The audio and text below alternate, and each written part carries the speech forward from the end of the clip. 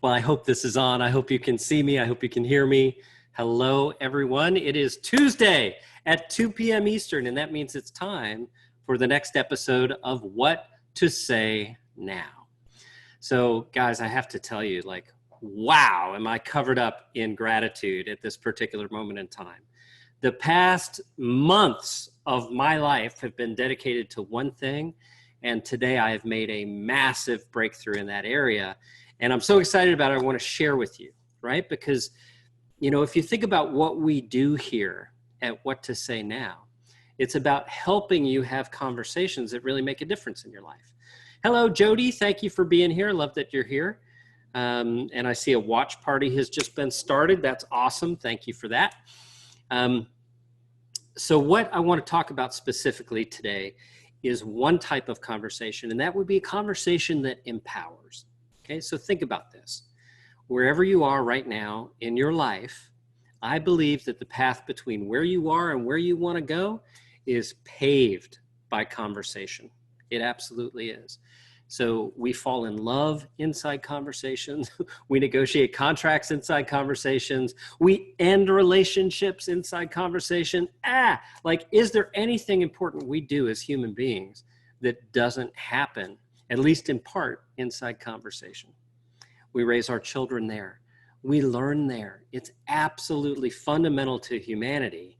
And today we're going to take a nice deep look at that specific type of conversation that all of us need to be having. And that would be conversations that empower. So welcome to episode number 16 of What to Say Now.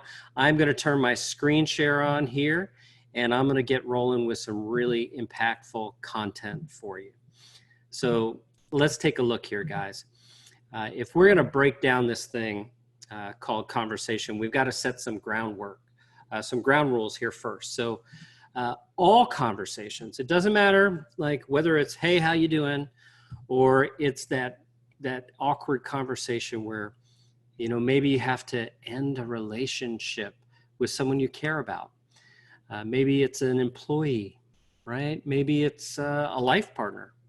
It could be anything, but when you're having this conversation, you have to understand that all conversations do one of two things. They either distress or they empower, period. That's it. They cannot do anything else. And if we look at this from a real top level perspective, right, we have to understand there are some facts that just can't be denied. And the first fact we have to understand, we know is true because this is our own experience every day of our lives. We want to be heard. Well, guess what? Everybody else wants to be heard too. They absolutely do. So, think about some of those conversations that you've had. We just had a situation in our family where someone at a store was incredibly rude to my son, incredibly unnecessarily rude. And I'm really proud of the way he reacted to this. He just let it roll right off his back like it was nothing. He's in his bubble. He's having a great day. This other person clearly is not. And he didn't let it totally throw him off his game, right? And the reason he's able to do that is because all of us, we should all recognize as human beings, we all experience some level of pain in our lives, right? And those occasions when maybe we're not the shiniest, happiest version of ourselves, it's probably due to some internal turmoil that we're suffering from. So I believe that, if I'm going to lead my best life, if I'm going to have valuable, meaningful, impactful connection, if I'm going to experience true joy and love, I need to be forgiving of people having a bad day, right? And I need to understand the old adage that hurting people hurt people, right? So if you run into that conversation where someone just wants to argue, just try to step outside yourself for a moment, not respond emotionally, and understand that they're really just reacting from the pain that they're experiencing. Another fact we need to recognize is the time that we live in is unprecedented. We are those human beings who get to be alive right now. And that means we're bombarded with messaging at a rate that no other previous generation of humanity has ever faced. That's startling to think about, right? If we were born just 100 years ago, 200 years ago, 500 years ago, we would be incapable of imagining the ability to be instantly connected to almost anyone on the planet. It's amazing. And the consequence of this is that it makes it hard for people to really slow down and listen. So if you want to make an impact with somebody, take the time to make them feel heard. Make sure that they hear you. Make sure that they understand that you hear them. Now, doing this requires a very special skill we call active listening, right? Active listening makes it safe for them to speak, and it allows us to serve them more effectively, right? So, you know, those of you watching this who work in the real estate community, like, there's no greater crucible to put this thing to test than as you're moving towards the close of a transaction, right? Because stuff does go sideways. You have homes that don't appraise, right? You have offers that get rejected. You have inspections that fail. Like, these things happen, and when they happen, your ability to be an active listener is going to get you more smoothly through those negotiations. It's going to get you more smoothly through those tough conversations you have to have with vendors. And it's going to help your buyer or your seller get back in alignment with achieving the goal rather than getting all mired in the minutia of what happens to be happening right now. So there are three methods of active listening that we're going to focus on today. The first one is simply repeating verbatim whatever it is that they said to you. Like, oh, I hate these floors. Oh, so you hate these floors. Like, repeat it verbatim, right? We train this with our sales staff internally. You know, if we ever have a potential client on the phone who's like, oh, how much does this cost? We're going to respond almost instantly with, oh, so you want to know how much it costs, right? So that tells the person who's speaking that you actually heard what they said. And then the next thing would be to paraphrase. Like, let's imagine we've got that seller who says, so I know we've got multiple offers on this property. We felt like, you know, this one couple had some things that we liked about their offer better than the other, but we're worried about this, we're worried about that, we're worried about the other thing. Would it be better to take the all cash offer, the finance offer? What's the likelihood of this one actually closing versus that one closing? There could be a whole litany of things that get pulled into that conversation. And your ability to paraphrase that and capture the essence is what's going to allow you to stand out in that situation as the valued service professional that you are. Keyword, service, right? So I understand, Mr. and Mrs. Home Seller, there's a lot going on, and you're right to be concerned about which of these offers is best for you to accept. Let's examine the facts and we'll make the right decision. Like, you've taken chaos, you've paraphrased the situation back to them, and you've charted a path forward that you can now follow together, right? So the next and the final of these three methods that we're going to talk about is reflecting their unspoken feeling and intentions, right? So you may sometimes encounter someone whose face is saying something entirely different than the words that are coming out of that face. Like, we've had that conversation before, haven't we? Right? We have. We run into that from time to time.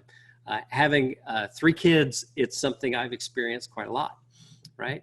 So you want to be able to say things that allow them the space to express how they're really feeling. So I hear what you're saying, Mr. and Mrs. Buyer. And it sounds to me like maybe you're feeling, right? Fill in the blank, right? You want to give them the sense that you're actually seeing what they're experiencing rather than just responding to what they're saying. Okay, that's a very important thing. And it's a concept that's it's absolutely delightful to watch in action. And that's why I'm going to give you this tip. You need to go to YouTube and search for this video called Validation. It is an absolute joy to watch. It's a few minutes of your life you will never regret. You will see someone really anchor for you what the concept of validation is all about. And you have the power to really positively influence every single person that you have the privilege of speaking with every day by exercising the things you see in this video. So trust me, go watch it. You'll love it. Now, next we're going to move into a strategy here called reframing, right?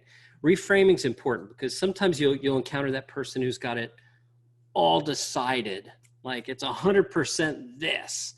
And then, you'll say something and they'll see it from a different perspective. Like, I'll give you an example. I recently was on a phone call with a potential client who said to me, we're looking for social media posts that can be branded in the name of our brokerage. Can you do that? And I said, okay, like, how can I respond to this? Like, I wanted to understand why they felt that was important. Like, that's the first thing that occurred to me is, well, okay, they're telling me they want a prescription for X and Y and Z and the certain dosage and amount, but why is it that they think they want that, right? What is the thing behind it? So I listened to them and then I just reframed for them what it is that they're looking for, right? Sometimes reframing comes in the situation of a customer service example, right? So let's imagine that you're on the phone with someone who's really upset. And let's, since we're in fantasy land, let's imagine that they actually have a good reason to be upset. I hate to admit it, but like every single person at my company is a human being. And that means that we sometimes make mistakes, right? So if that happens, we want to listen. Like we want to really focus on empowerment rather than distress. And to do that, we have to listen very carefully. We have to practice our active listening skills. We have to repeat verbatim. We have to reframe for them. We have to leave them understanding that they're correct, that we actually understood what they're saying, and that they're good. Okay, so, as you see on the slide right now, the most important thing is they need to be heard, and then you should decide what the particular situation is. So, sometimes you'll talk to someone who has a problem that they're just incorrect about, right? So we don't want to make that person feel like they're correct when they're clearly not. We need to help them understand that we understand them, make them feel understood, right? And sometimes we'll have someone who will, like this is a real world example. We've had people who've subscribed to our service with the very best of intentions, and then they find themselves at some point down the road going, ooh, I never actually got that set up. And they feel bad, right? They feel bad about themselves. So we need to help them understand that, it's not that they're bad people. They're super busy, right? I mean, you can relate to that. You're so busy serving the needs of your client that sometimes it can be challenging to press pause and make sure that your own needs are well taken care of. So that's an example where we'd like to make them feel that they're good, right? So let's recap here a little bit. All conversations distress or empower. We've talked about that. Distressing conversations include these things. Like if you're tying someone down, if you're injecting scarcity into their life, if you're giving them all sorts of FOMO and fear of loss, you're being a manipulator, right? That's distressing. And sadly, far too many of us in sales are trained that this is the way we need to proceed. That's sad. I mean, it's pathetic. Is it any wonder that sales professionals have such low regard? Is it any wonder that so many sales professionals have such low esteem for themselves and what they do for a living? Like from where I sit, no matter what industry you're in, if you're a sales professional, you have a fantastic job. You're the person who helps people get what they want. That's awesome. That is a great thing to get to do. You get to help people get what they want. That's outstanding. So, think how empowering that is. Like we're having a conversation internally about that empowers us, right? And empowering conversations, they're open, they're transparent, right?